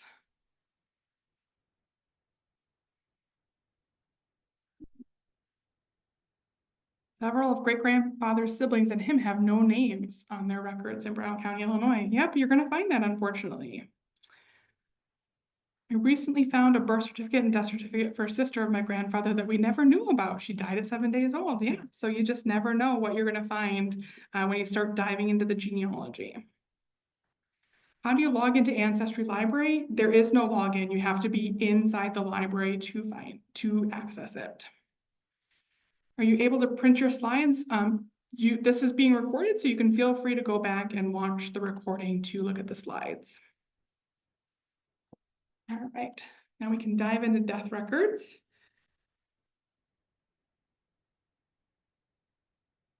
And then I'll show you how to find these online. So this is an example of a death record. Again, one I found on Ancestry Library Edition for a great uncle who died in 1902 in Wisconsin. And we'll dive a little deeper in those in just a second. So death records of all the vital records tend to be the least accurate, of course, because the person it's about is not filling it out. You can't fill out your own death record. That's not possible. So the information on that record is only as good as who's providing that information, called the informant. Some records might not even list who the informant was. So like this one that we had in 1902, doesn't list where the information is coming from. It just lists information. I don't know, did it come from his brother? Did it come from his wife? Who did it come from? No clue. If the person who's providing that information, if they are listed and if they're a family member, tends to be a little bit more accurate than if it's a neighbor or some other stranger that you're not aware of who they are. But that's not always a guarantee that that information is 100% correct, even if it's a family member. So again, we always want to provide more than one source for every fact to be able to prove that information. And of course, if that informant isn't somebody who's known to you, you want to do all you can to do some additional research and figure out, who is this person? Are they a neighbor? Are they a friend? Are they an in-law? Is it just somebody at the hospital or an undertaker who is providing this information? Who is that person? The death information, of course, that's on the death record is going to be accurate because the medical professional who is overseeing the death is supplying that information. But of course, that birth information, the information on the parent or the spouse, that you would only be using as a clue because, again, we don't know if it's 100% accurate or not. We want to find additional records to prove or disprove that information. Just like those birth records we just looked at, they can be that certificate style or that register style. And again, many genealogists start with that death record, work their way back because it's easier, since death records typically list that birth information, that date and that location, and or that spouse name or the name of the parent. So those kind of give you clues then that you can start working your way back. And again, those are just hints.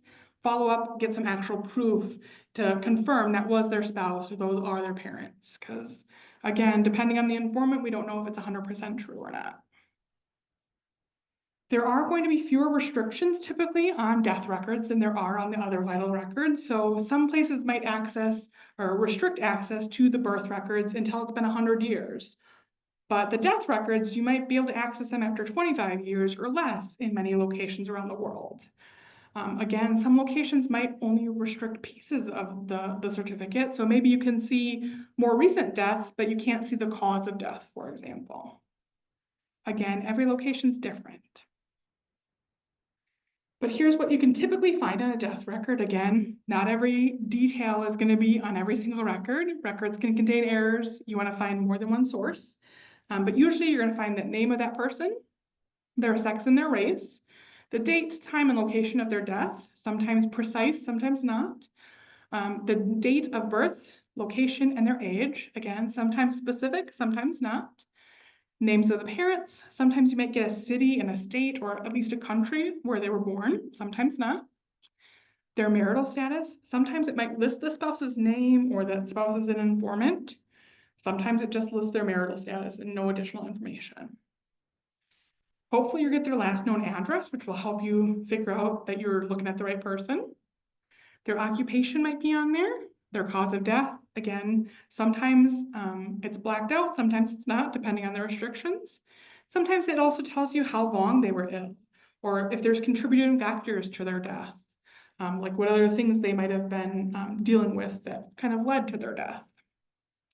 If their body was buried, they're also going to list where or who the undertaker was, or what location they were buried in. Sometimes the cemetery name, sometimes just the city, like we looked at earlier. Again, that informant might be on there, who's providing that information. Sometimes it lists their relationship to that person. Sometimes it lists their residence, so you can figure out a little bit more about them. Sometimes it doesn't. So here's an example of a certificate from Iowa. So again, this one is a certificate example. We can see where she died, where her usual residence is, down to the exact address, her full name, except for just giving a middle initial, her sex, her color, her marital status, the name of her husband. She's widowed, so it's not giving his age because he's deceased. But if he was alive, it would give, hopefully, his age. Then we've got her date of birth, her age, her birthplace, what her occupation was, her father, birthplace, her mother, birthplace, who the informant is. We're seeing it's just H.M. Wheeler. Now I have to figure out, okay, is that a son? Is that a brother? Is it a sister? Or not a sister? Who is it? But I have an address, so I might be able to look at a city directory and get some more information. I can see she was buried on this date, in this cemetery, in this location, who the funeral director is and what their address is, who registered that death or who's the local person who filed that death and when it was received. Over here, I can see what the date of death and time of death, how long this person saw her. So the medical person who saw her from this amount of time, what the cause of death, how long she had it for. So you can see there's another contributing factor, and she had it for 2 years. And then this is all empty because she didn't have an operation, or there's no accident or suicide or homicide related to this death. And then here's the medical professional signing it and dating it, that they are the ones who provided this really scribbly, hard to read medical script. But sometimes you're going to see information that's typed. So you can see the majority of this is typed, but then there's parts of it that's handwritten, or sometimes you get a mixture of both. So you can almost tell a little bit like, okay, the doctor, you can clearly see filled out this part because you can read it's the same kind of stuff. And then maybe this H.M. Wheeler provided the typed stuff as somebody was talking to him. But then, you know, he signed his name down here perhaps, or the funeral director signed their name because they were required to sign it. So you can kind of piece together little clues just based on that. Here's an example of a register style death. So again, these are usually 2 pages. So this is one from Staten Island, New York. So you can see up here is the headings for what's in this record. And then down here is actually the person I'm looking for. So I want to be sure to have those headings so I can figure out what's what. But I can see what number it's registered at, what his date of death. The year is all the way up here, really tiny, but it's 1887. I can see the name. I can see he was only 9 days old when he died. Of course, he doesn't have an occupation. He's 9 days old. He doesn't have an occupation. I can see what street he lived on. It's his birthplace, so I know exactly what street he was born in. I can see the father and the father's occupation or birthplace. It says Germany, G-E-R-M. And then we look at, I did helpfully zoom in for you guys so you can see a little bit better. Here you go. So here again is that information zoomed in for you. And now we'll look at the second part. So again, this is the second part. I want to make sure to have that whole page. And then I zoom in, and now I can see the mother's name and birthplace. I can see the place of death. So he died at the same location he was born at. The cause of death. If there was a time of attack until his death, who the medical attendant was, and the place of burial. So it's listing the cemetery name right there. So similar information to what we would find in a certificate, but this is just in register form where we're having multiple deaths on the same 2 pages across that location. So here's an example of an international one. So again, this one's a German one, but similar stuff that you can see. So you can see locations of where they died, what number they were, their name, their age, what date they died, what they died from. I think this is when they were buried, perhaps. Information about his surviving relatives is here. So again, I can't read German super well, but people have helped me translate it a little bit to figure out what exactly it says on there. And I found this again freely online. This is through a Polish website actually, because this was in Prussia at the time and now it's part of Poland. But again, you can find international stuff for free online. So where might you locate some death records? Of course, just like with the other vital records, you need that date, that range, that year, that exact date, and location as specifically as you can get. So get clues, of course, you can look at their obituary for that person or sometimes their spouse. In their spouse's obituary, it might list an exact date of when that spouse died. Maybe on their tombstone, it might be on Find a Grave or Billion Graves, which are 2 cemetery-related sites we'll talk a little bit more about in depth on cemetery records in April. Maybe some states and some countries or counties have their own death indexes. So start with that Family Search Wiki again to see what available indexes are online. Again, you want to check those genealogy sites as well as those statewide, county-wide, countrywide specific resources for indexes or sometimes digitized records. So again, some indexes might have only certain years. So for example, Illinois, they have a statewide index that covers stuff that's before 1916.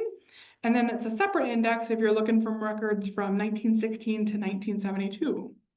And again, remember, you always want to follow up and get that actual record.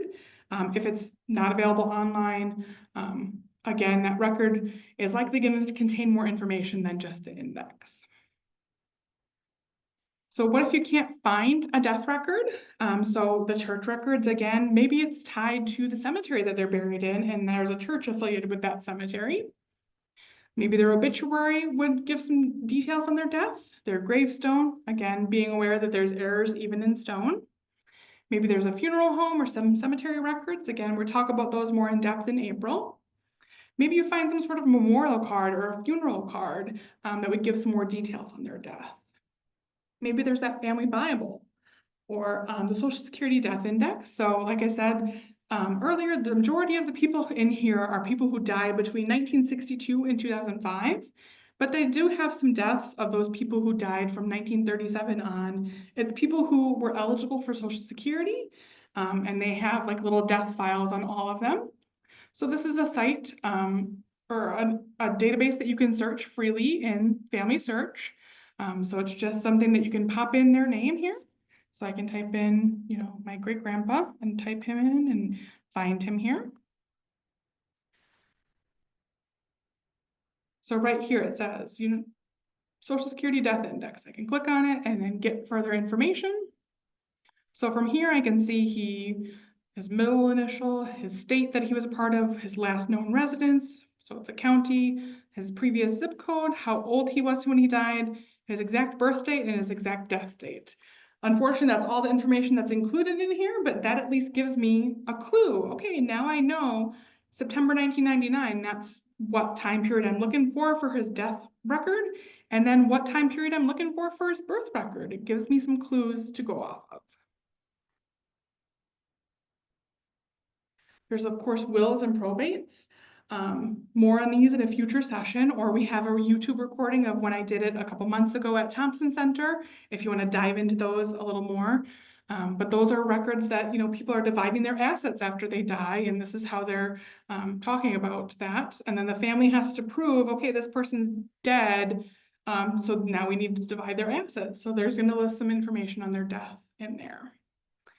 There's also something called a mortality schedule. So this is a special census we'll talk a little bit more about in September. But if you have an ancestor who died in a census year from 1855 to 1885, you might find a mortality census that lists them, their cause of death, the exact date they died, certain things like that. If maybe they had an unusual death, there might have been a coroner's report or an autopsy that maybe you can still find those. Some of them are digitized online, but the majority of them are still going to be offline, or they might be in a historical society or a genealogical society library or something like that. Of course, if you're still not sure when they died, you can try to narrow down their death date through your research. So look at city directories. When are they there and then when are they not? Look at census records or tax records. There's all kinds of different records to see, okay, can I narrow down to a 5-year time period or a 10-year time period with other research that I've already completed or I'm going to complete before I try to, you know, find out when they specifically died.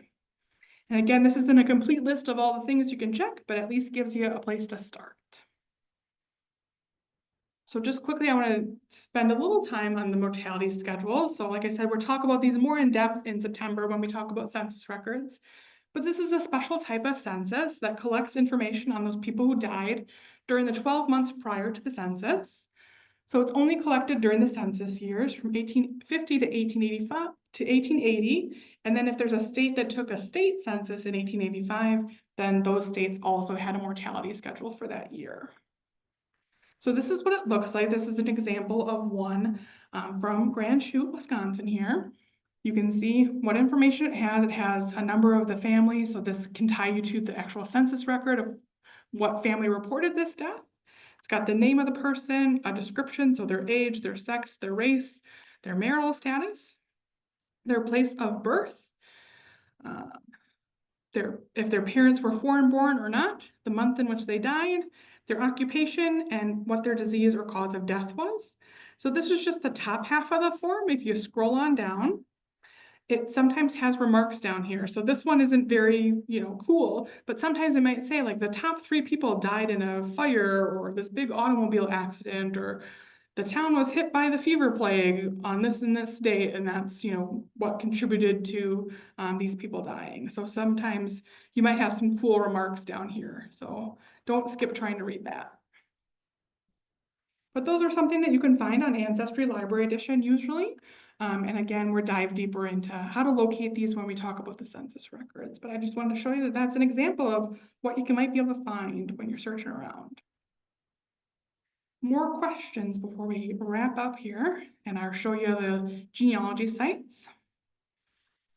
So the genealogy books located in the library, I've got some here on display, or 929 is the call number. That's the genealogy call number when you're looking in the nonfiction area. Someone says, based on family stories of my grandfather's death, I was able to find a news clipping reference and then located the coroner's inquest and autopsy reports at the Milwaukee County Historical Society. So see, you can find a newspaper clipping and then find more information on their death. It's kind of cool what you might be able to find. All right, when will this session conclude today? You're free to leave whenever you need. Sorry, I talk a lot. We're almost done. All right, now I'm going to show you how to find some records online. So one of the main genealogy sites that we're going to talk about is Family Search. This one's completely free. You can use it from home completely for free. The library here at Appleton, we are also an affiliate library. So what that means is that there's a certain subset of records that you might find at home, and it will say this is restricted. You can't view this, but you can access this record at an affiliate library. And if it says that, that means you can come to the library and get to see that actual record, whereas it might be restricted at home, it's not restricted here in the library. So to find the Family Search website through our website, again, you would come to apl.org, click on eLibrary, then you're going to go to genealogy, and then Family Search is right here. But before I click on that, I just wanted to show you this more details part, because I put a lot of cool stuff in this more details part. So first I tell you what the site is. I show you, hey, I have a detailed user guide that I created for you guys that it's 35 pages where you can learn all about how to sign into Family Search and how to search in Family Search and all this stuff that you need to know that are the basics of using the site. So I definitely encourage you to check that out. And especially if you're new to using the site, or even if you've used it a little bit, maybe you'll learn a little something new. If you want to hear me talk about the site for 3 hours or almost 3 hours, I have a video of me talking about it and showing you this is what this is what that is. So this links you to our YouTube channel where you can see this 2 hours and 43 minutes of me talking all about it, and you can pause and take as many breaks as you need to.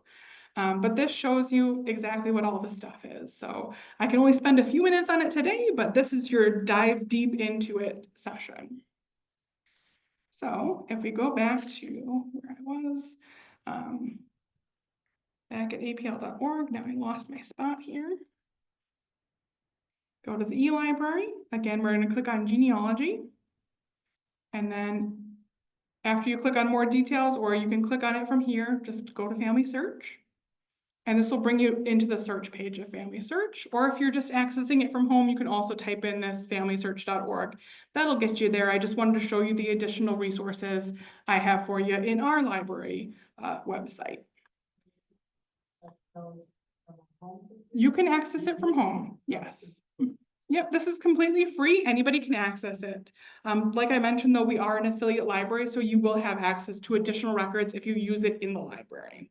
But you can use it as much from home as you'd like.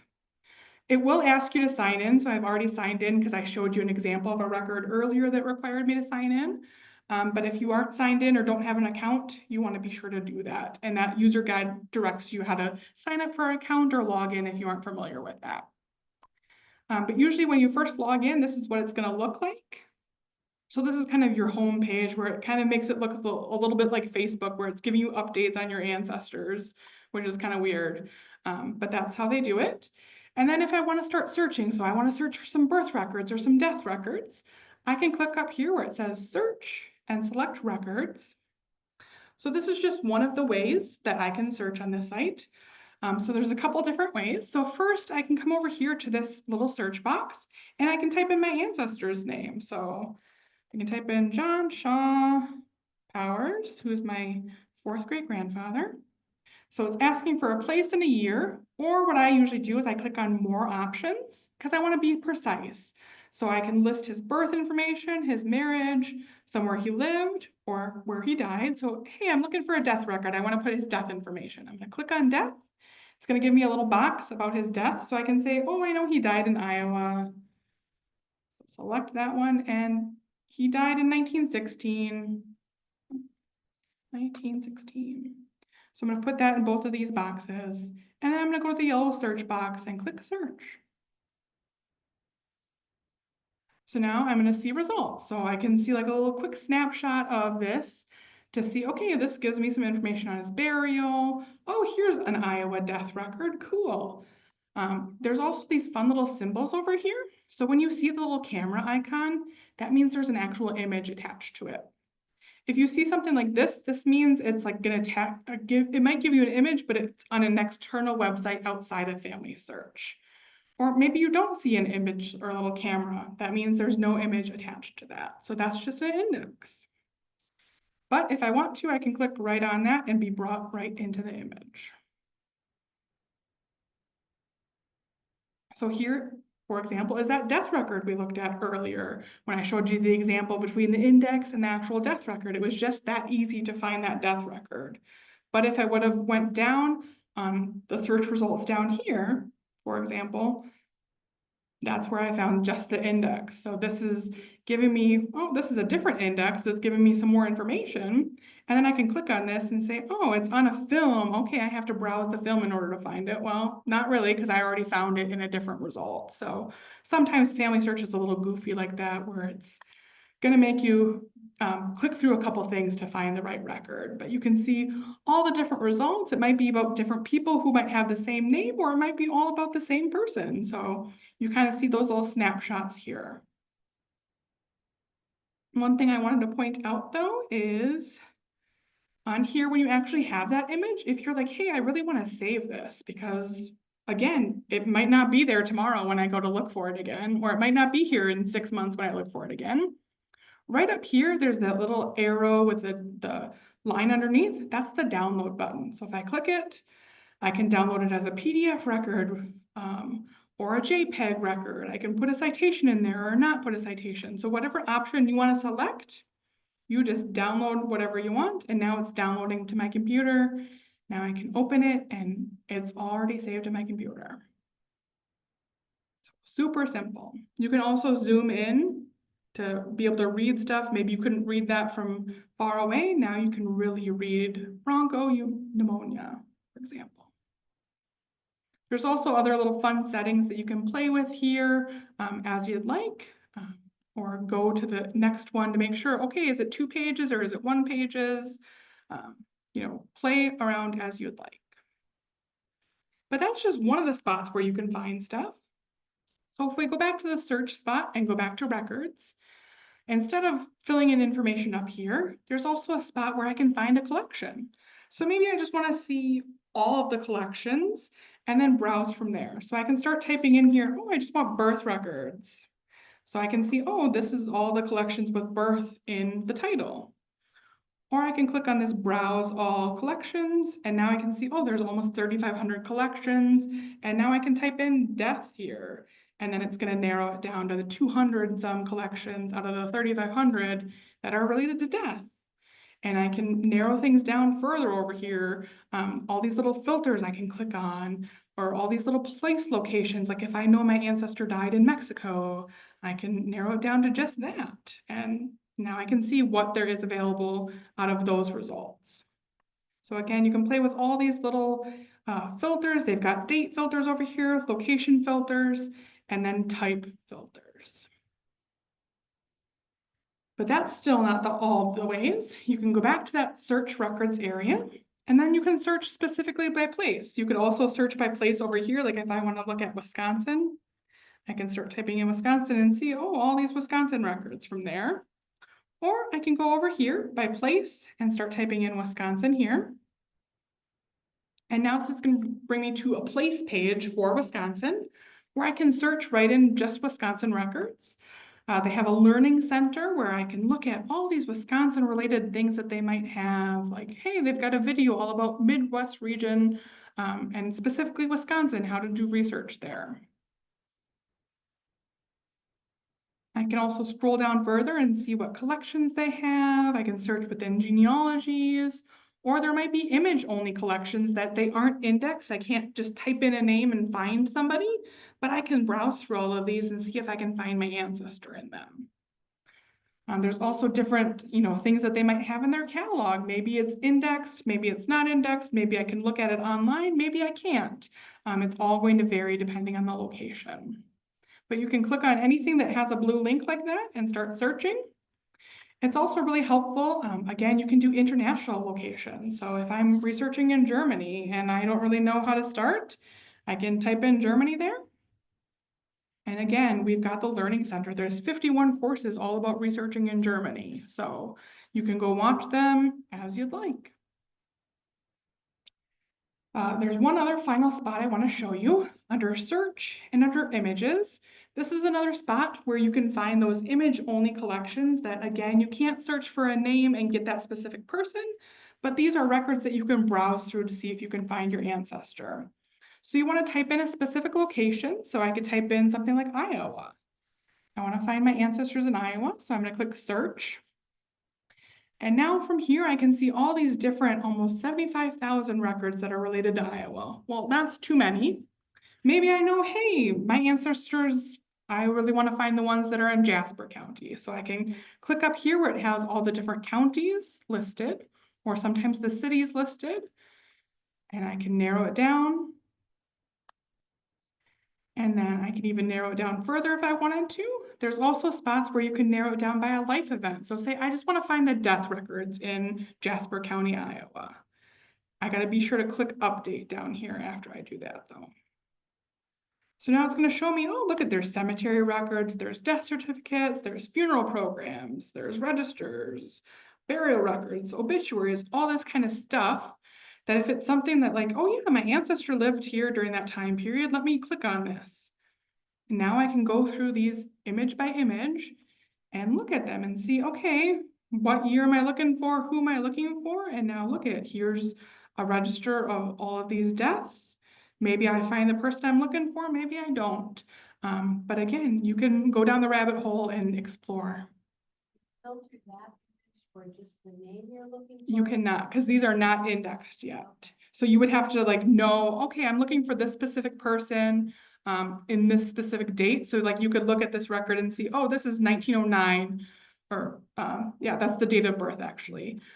You could see, let's see, where's the date of death on here? This is 1909 it is. So you could look, okay, maybe I'm looking for the person who died in 1907. So I'd go a couple pages back or a couple pages forward to see where that person is that I might be looking for. Yeah, so you can see, I mean, you can zoom in pretty far and look at the names of the people, and you can just kind of skim through them quickly for that surname that you're looking for and see, okay, there's the person I'm looking for, or nope, I gotta go a couple pages and see if I can find them on the next page. And again, you can save that right up here. So pretty simple. So this is the spot where you'd want to look for anything. If you already done that keyword search like I first showed you and you didn't find anything, come to this spot because this is stuff that you're going to spend a little bit more time searching, but it might yield exactly what you're looking for without having to go offline or go to Iowa to go research yourself. See if there's any questions here. Someone said I can pay to get my great-grandmother's Social Security app. Would it have info I may not have? She always claimed to be born on an Indian reservation, but evidence indicates she was born in Missouri. Yes, so you can get their Social Security application through the Social Security website. I can't remember quite off the top of my head how much it costs, but we did do a session on it a couple months ago through Find Your Ancestors. If you want to follow up with me, I can send you the handout for that. Katie doesn't talk a lot, just gives great examples. Well, thanks. I'm pretty excited about your family search guide. Great. Hopefully you enjoy it. That's just the tip of the iceberg. You can spend all day on family search, but we won't. So I'm going to show you quickly just Ancestry Library Edition. So again, this is the one you can use only in the library, or you have to have a paid subscription to Ancestry in order to access it. So if you are in the library, again, you want to start at our website, apl.org, go to the e-library, Since it starts with A, it's pretty close right here. You don't even have to narrow down to genealogy, but click it right there. And it'll bring you right into this. Again, you can only use this from the library unless you have a paid subscription. It looks similar. Download what we find here. You can download what you find here, absolutely. Yeah, so even though you can only access this site in the library, you can still download it and bring it home with you or print a copy. So again, just like Family Search, there's multiple ways to search for the same stuff. So one of the ways is going up here and clicking search. You can click on all collections, you can click on birth, marriage, and death collections, you can click on military, whatever you want to search for. So we'll just start with all, just to show you what that looks like. Again, it's going to give you a search box where you can just type in that name. So we're going to look for Ralph Hamilton. And again, under the show more options, it's very similar to Family Search, where you can select one of the life events. So I'm looking for his birth. And I know that was in 1909 in Illinois. And now I can click search and see what the results are. So again, similar to Family Search, where it's going to give you that listing of stuff. You can see view right here. That means there's an image. So of course, the first one is a World War II draft card. I don't want to look at that. I want to look for his birth record. Well, the next entry, it says birth records. Now I can click view and be brought right into that. So now here's that birth register that we looked at earlier. Right here is Ralph. From here, I can save it. So there's two different options. There's send image home, which will send you an email. So it's going to ask for your email address and it will send you an email of it.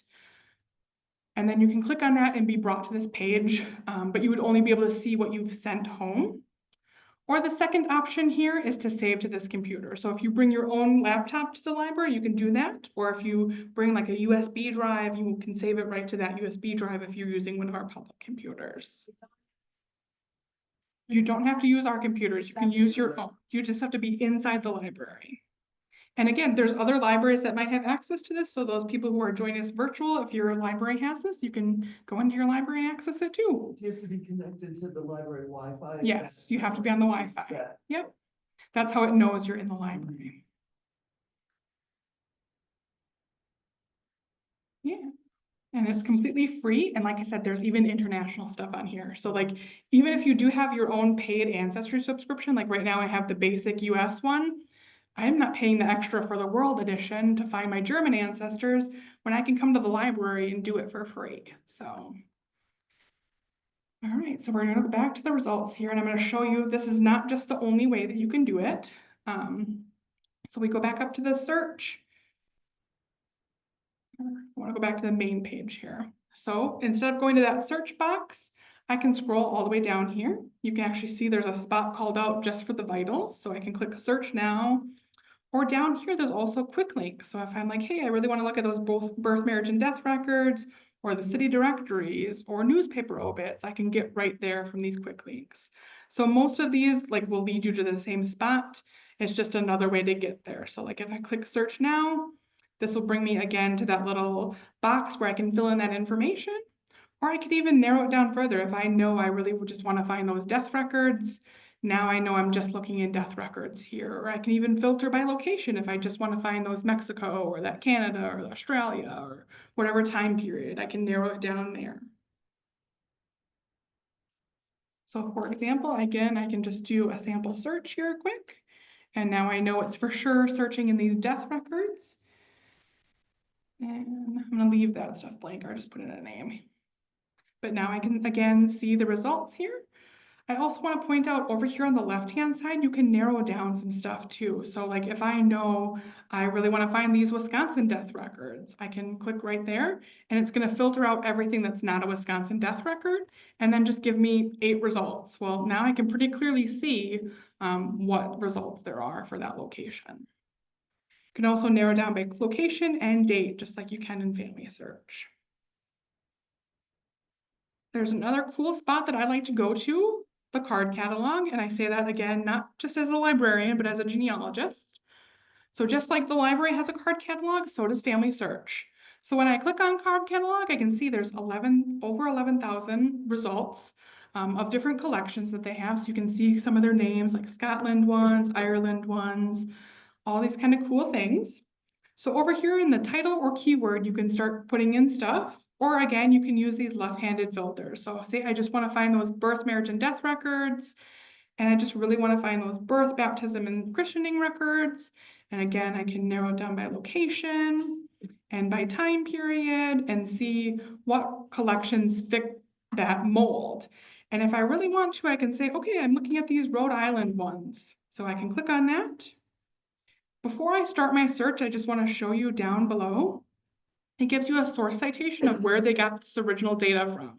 So I can see this came all the way from the Department of State in Providence. I can see an about this collection. So it gives me a general overview of what I might find in this collection. It might say like, hey, the records for this county aren't included in this for some reason, something like that.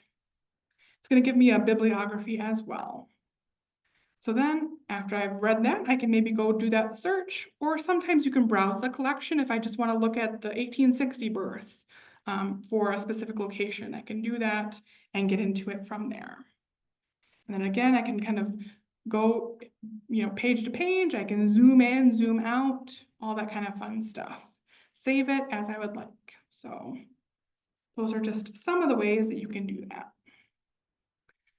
But back at the card catalog, I can also, instead of just narrowing it down, I can put in a keyword here. So maybe I just want to put in Wisconsin. And then again, maybe I want to just look at birth, marriage, and death records for Wisconsin. And again, I can see, oh, just like a general overview of what's available. Click on it. And then again, from here, I could also do my search. So let's put in Anna Zereis. And she was born in 1905.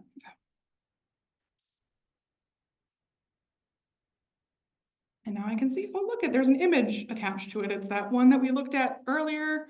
And now I can see, oh, look, here's her birth record, full name, color, sex. All of her siblings are listed, her parents' names, occupation of their father, all this kind of great stuff. And again, I can save this record right from here. So what is this right-hand side? What if you click on your related or story? So related is going to give you documents that they think is related to that same person. So this is another way that you could look at other records that might be the same person, but again, it's kind of like a hint. You want to identify, look at it more yourself and determine if it really is that person or not. And then the source is going to give you that source information. Like this came from the Department of State or the Department of Health Services, and kind of helps you with your source citation. And then the detail is kind of what they're pulling out for the index, but you can clearly see it's not much compared to what's actually on the record. So it would probably be a good idea if you were downloading to save that. yeah, so you can save that too. Yeah. All right, so those are just some of the ways that you can find some birth, marriage, and death records online. There's also something called the Ancestor Hunt. So this is, again, a free website. It's just the ancestorhunt.com. So this might provide some other resources that are outside of some of the main genealogy websites that you might not be aware of. The bummer about this site is that it pops up some ads sometimes. So you have to click out of some stuff before you can really use it. Why is it all white like that? They must have some sort of pop-up. Well, let's see if we can, yeah, here we go. We gotta close out of that. See if we can get it to reload here. All right, so under resources, you can see they've got lots of things listed here for you. So one of the things I might want to click on is the birth listings. And then I can scroll down. It's going to tell me a little bit of information about births. But if I keep scrolling, now I can see there's indexes for each individual state. So say I'm looking at Idaho. Now I can click on that and see all the little listings for Idaho as I continue scrolling and scrolling and scrolling. So now I can click on each of these links and be brought specifically to that, whether it's on Family Search or it's on Ancestry or it's on different sites outside of those ones. So again, depending on the location, there's going to be lots of different things that you can click on through here. Again, you can just click on it and look at it. It brings me right to Family Search, and now I can search in here or see it's, right there. I can see the images right here or search within it. So that's another way to find some other things. All right, just quickly, I want to point out in your handout, I've got a little bit of information specifically on Wisconsin vital records. So if you do have Wisconsin ancestors, there's a little bit of information. Again, vital records weren't mandatory here until 1907, but many counties recorded them earlier. And you do have some images of those early ones on Ancestry or Ancestry Library Edition. We also have this great YouTube video that we did a couple years ago that's about an hour and a half long, just specifically on Wisconsin genealogy records. So feel free to watch that on our YouTube channel again. That's all I've got. So our next session, we're going to talk again just more about marriage and divorce records and see some examples and do some sample searches. In the meantime, or after that, we've got our next Find Your Ancestor session in April. So again, like I mentioned earlier, it's that 120 or more tips and sources for finding those photos of your ancestors online and offline. So happy to help you try to find some of those awesome photos with some great tips and tricks. And again, thank you everyone. Check out our YouTube channel for some additional content. You can download the handout again there, and I'm happy to answer any additional questions. Thank you. So we've got for our virtual folks. Where can I find, let's see. Where can I find the family search guide referenced earlier? So that's on our website, apl.org. So I can go pop that in again and show you where that is. So if you go to apl.org, you're welcome. Go to apl.org, e-library. We're gonna click genealogy, and then this more details part. So right here, I've got a link to the user guide or to the video overview of family search. So this is where you could see it and download a PDF file of it. How do you convert your yellow cursor or your arrow cursor to the yellow circle? I've got this cool little thing. It's called mouse highlight that I downloaded on my computer, and that's how it does it. All right, well, thanks everybody. I don't see any other questions. So thanks again, and I hope you'll join us in 2 weeks when we talk about marriage and divorce records. So take care.